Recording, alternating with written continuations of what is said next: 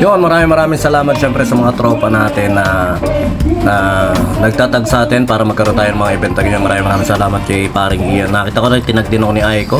Tsaka syempre sa mga nagko-comment, nag-share na ating lights and sounds. Syempre maraming rin salamat kay Ma'am Charm, kay Ma'am Cha, kay Ma'am Camille. Syempre sila yung mga nakausap nating coordinator dyan. At saka syempre nandiyan ako sa loob ng aking truck para kahit pa paano nakakaduyang ako habang ako'y nagmi-mix ng kung ano-ano. So, syempre may electric pan tayo dyan dahil napakainit lang ng toko. At saka natin yun, parang nasa bahay lang ako. Dahil nasa bahay, lagi lang din ako nakaganyan. At saka syempre ito nga yung mga trophy na mga nanalo sa motor show. Congratulations. At saka syempre ito yung ating drums papawis sa mga tropa natin dyan. Please like, share yung ating mga video para sa mga batang drummer. Yun, drums papawis day 241. At wala yung isang tom-tom natin dito dahil yung part na to, ito parang na ano yan na parang na lost thread o parang may nag-loose. Ngayon nilagyan ko ng steel epoxy. Tatry natin kung kakapit pa. Pag hindi na kumapit, kailangan kong magpalit nun. O kaya patorno, parang ganon. Okay, meron tayo rhythm and blues 3 dito. At meron tayong mga basic pattern, dalawang basic pattern ulit at saka isang basic fill-in.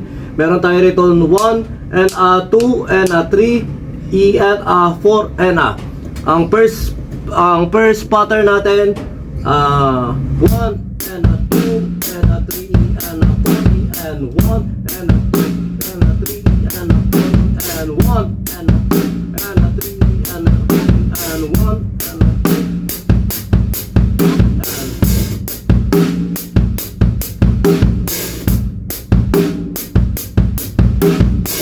Okay, basic pattern lang yun.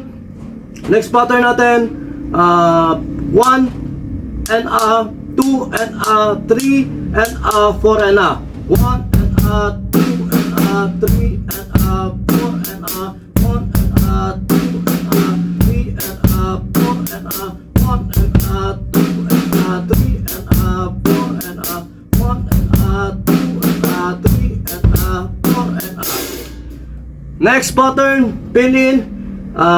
Meron tayong count na 1 and 2 EN, 3 and 4 EN. 1 and 2 EN, 3 and 4 EN.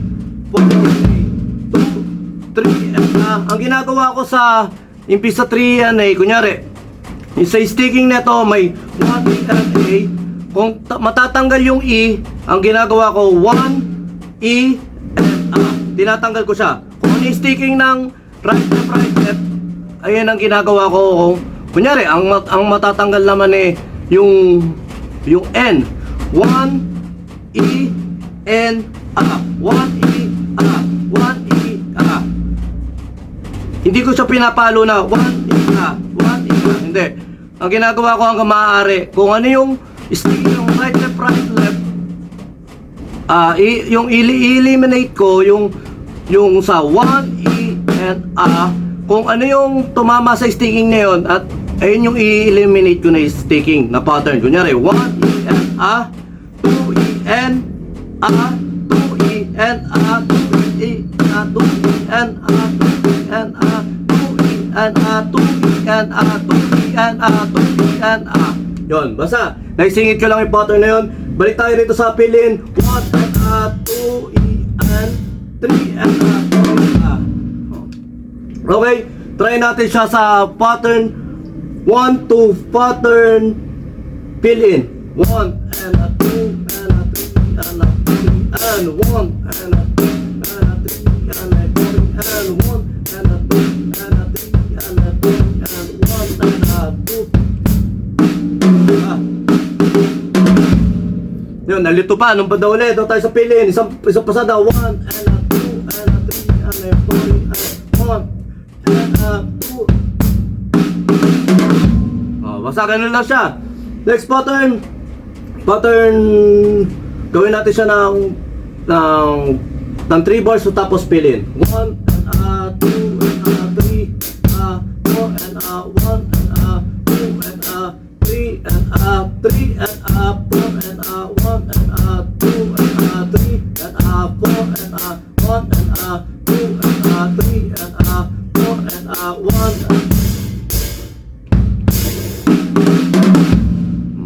Ganun lang ginagawa ko, basic lang kahit na kahit na hindi natin siya magagamit, pero magagamit natin siya.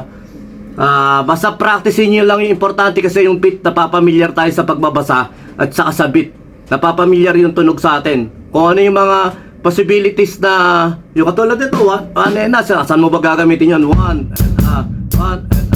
2 and 3 and 4 and 1 and 2 and 3 and 4 and 1 and